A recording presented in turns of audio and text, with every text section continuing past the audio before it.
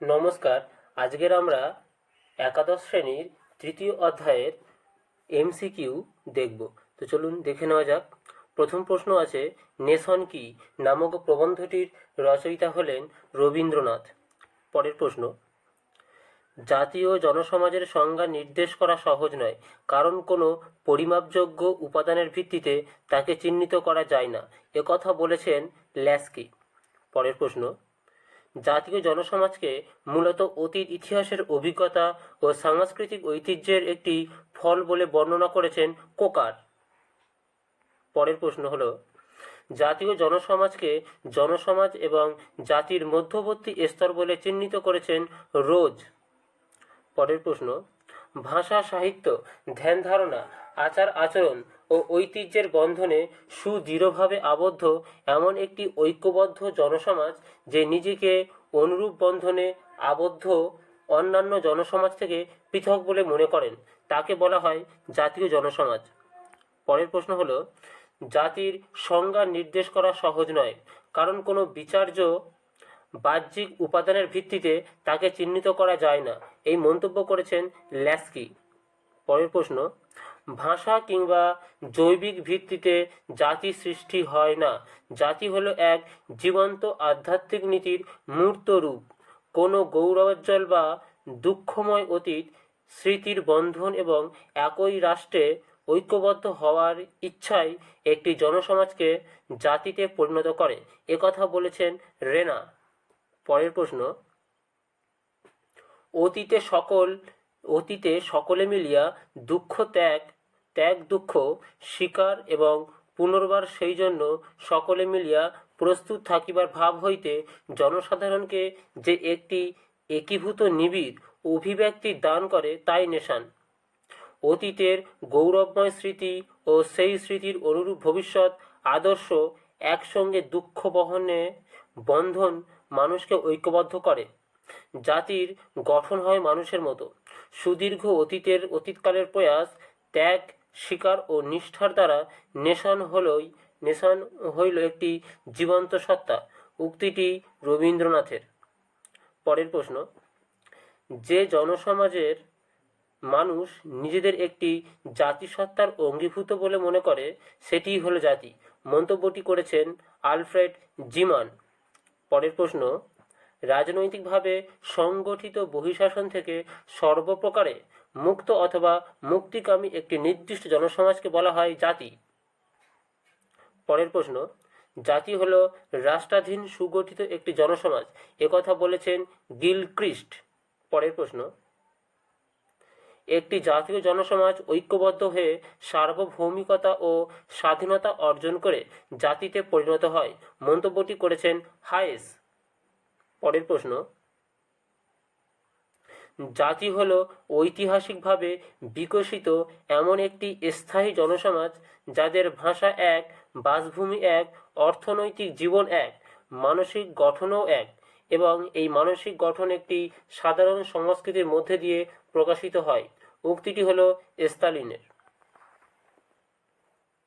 পরের প্রশ্ন, জাতীয় জনসমাজের একটি গুরুত্বপূর্ণ বাহ্যিক উপাদান হল ভৌগোলিক ঐক্য। পরের প্রশ্ন, নেশনের অন্তঃকরণটুকু ভূখণ্ডে গড়ে ওঠে না, উক্তিটি করেছেন রবীন্দ্রনাথ। পরের প্রশ্ন, জার্মানিরা খাঁটি আর্য রক্ত সম্ভূত বলে প্রচার করে জার্মান জাতিকে ঐক্যবদ্ধ করতে সমর্থন হয়েছিলেন হিটলার। পরের প্রশ্ন, জাতি মিশ্রণ হয় নাই, ইউরোপে এমন দেশ নাই, উক্তিটি করেছেন রবীন্দ্রনাথ। পরের প্রশ্ন, ভাষাই হলো জাতীয় ঐক্য ও সংহতির সৃষ্টির অন্যতম প্রধান উপাদান, একথা বলেছেন ফিক্টে।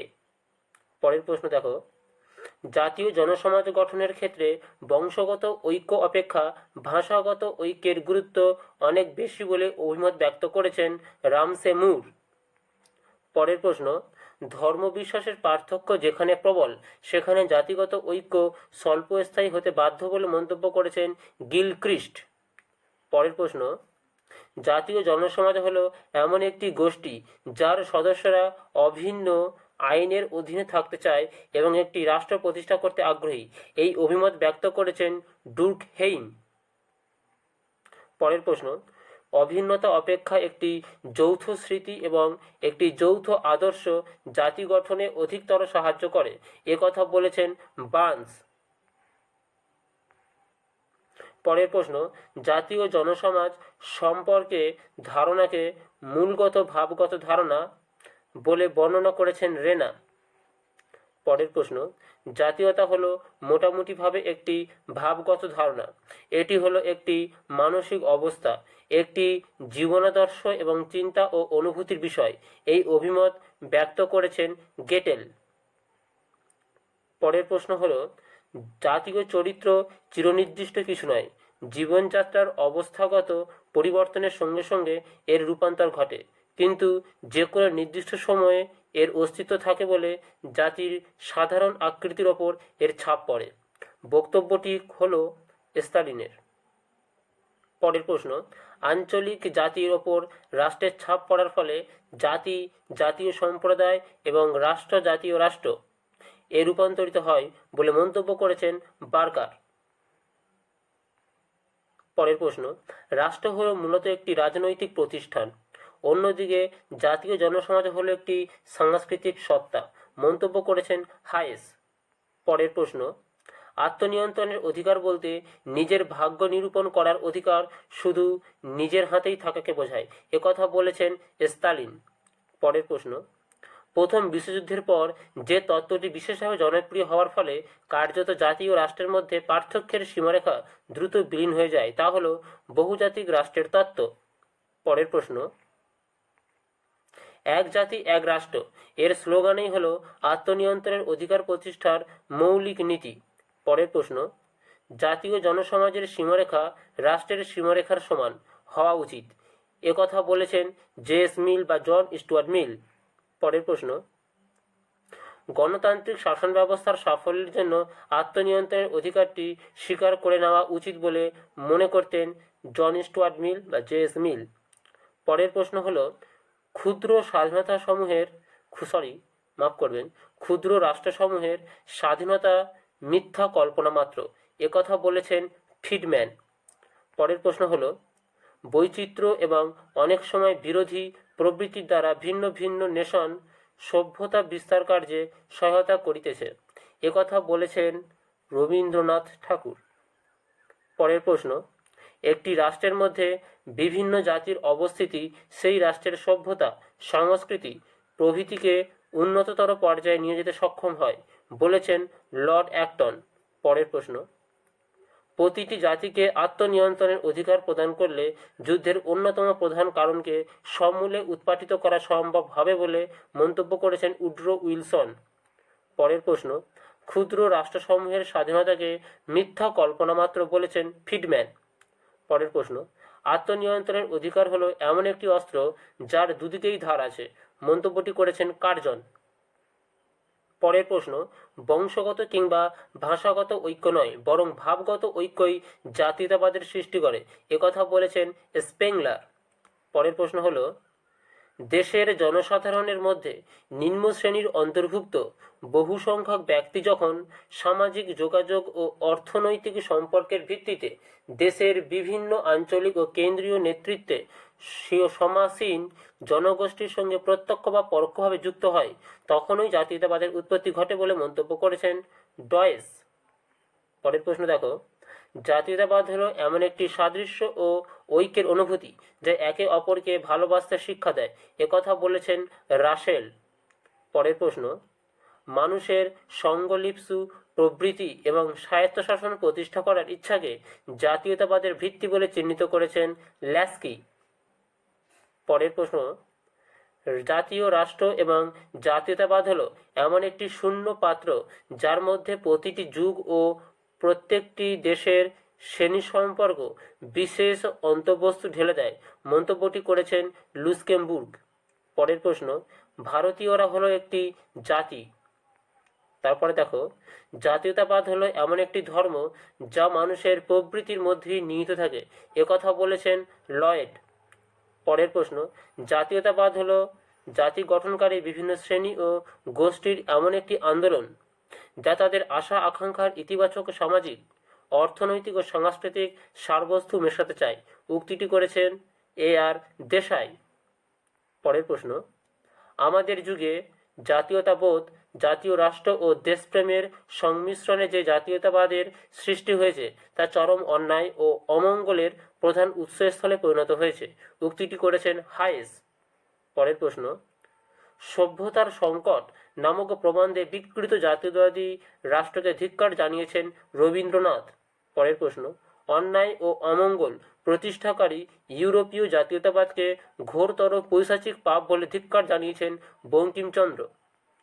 পরের প্রশ্ন, অন্যায় ও অমঙ্গল প্রতিষ্ঠাকারী ইউরোপীয় জাতীয়তাবাদকে সভ্যতার ভয়াবহ বিপদ বলে তীব্র আলোচনা করেছেন রবীন্দ্রনাথ।